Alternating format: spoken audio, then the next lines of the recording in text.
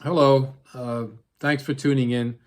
It's April 29th, and I'm going to talk about words, especially two words or phrases, high demand groups and cults and new religious movements. So basically two things, new religious movements and cults. This has been a divide in academia and in popular discussion as to what to call troublesome groups that we tend to call cults. Academics want to use less loaded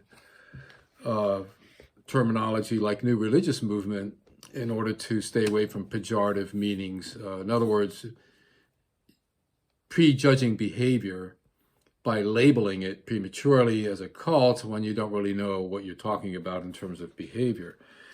I like to do crossword puzzles. I'm not very good at them. I cheat a lot, but I was doing one today in this New York Times crossword, and here it is. So I came across two words here, which triggered this thought in my mind about doing a video on the terminology of high demand groups. And there was one lead here which said belt.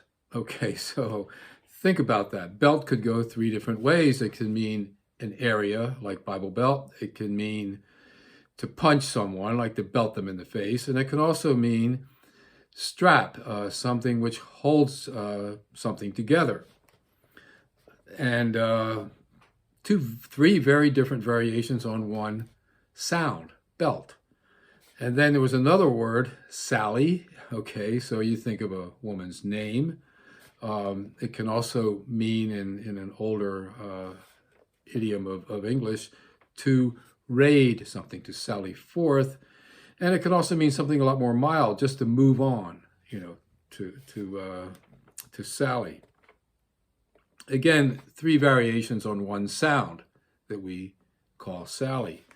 And we have the same problem here with the word cult and the word new religious movement. So it comes down to definition, but it also comes down to observation of behavior. And I think that's where I'm going here is what behavior are we observing and how do we define it? How do we interpret it? Do we come toward that behavior with a bias?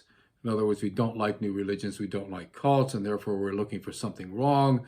And we put together our narrative and come up with a picture that fits our definition of cult. Some of the argument was solidified in a way in our current consciousness. Friends of mine, Dr. Steve Hassan wrote this book before he became a PhD, Combating Cult Mind Control, which has been translated into many languages and has helped define how the public understands cult. More so, maybe Dr. Margaret Singer, who was an early helper in the so-called anti-cult movement, which is what academics would call cult awareness groups. And she came out with this book with Dr. Janja Lalich, who's written her own books and has become an expert in the cult debate. It's called Cults in Our Midst, and this book came out some decades ago. And there was a foreword by Robert J. Lifton, who was a friend of Dr. Singer's, and his ideas have helped us to define what we mean by cult, or an exclusive cult, or a constrictive movement. And he basically looked at groups that use something called thought reform, what we popularly call brainwashing, and he helped to define that, and many people use his books. Academics, on the other hand, would argue against Lifton, Singer, and Hassan as being too narrow in their definition. And two of the more popular writers in that vein was Anson Shoup and David Bromley. They came out with this book a long time ago in the 80s called The New Vigilantes, Deprogrammers, Anti-Cultists, and New Religions. So they would be quite adamantly opposed to what I did, for instance, as a career in intervention and deprogramming.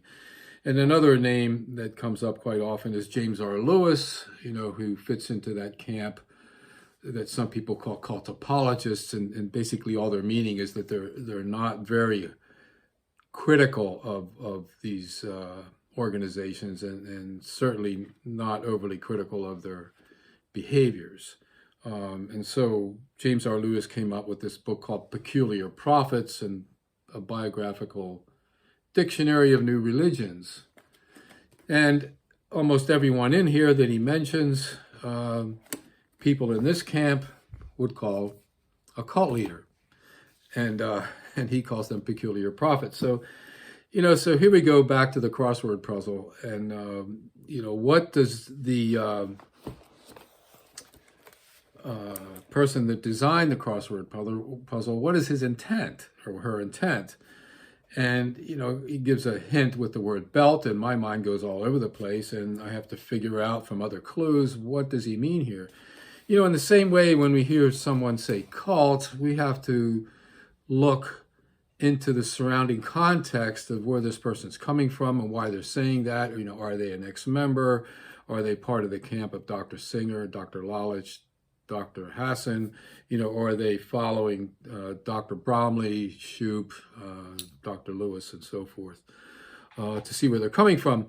But the bottom line is that you have to kind of step back, take a look at the behavior of the group and its relationship in terms of its behavior to the behavior of the surrounding society.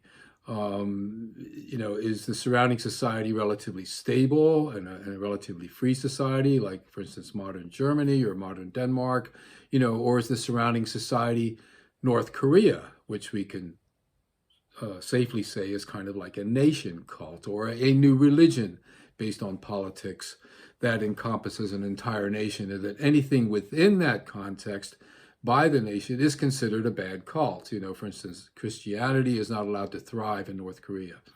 Neither are forms of liberal democracy allowed to thrive in North Korea. But if you put the context in sort of modern Japan or modern America or modern Canada, you have a whole different perspective on which to define a troublesome group or a controversial group. So just like with crossword puzzles, we have to think about what's the intent of the user of the word new religious movement and cult, and go from there and see what they're talking about, and then look at the actual thing itself, the group and its behavior and its history, and come up with our idea on how good or bad it is, or how useful or unuseful it is, how delusional it is, or how practical it is in terms of modern function in society. All right, so I'm going to leave it at that, a little jaunt into the world of words, especially when we're talking about cults. Thank you for listening. Enjoy your day.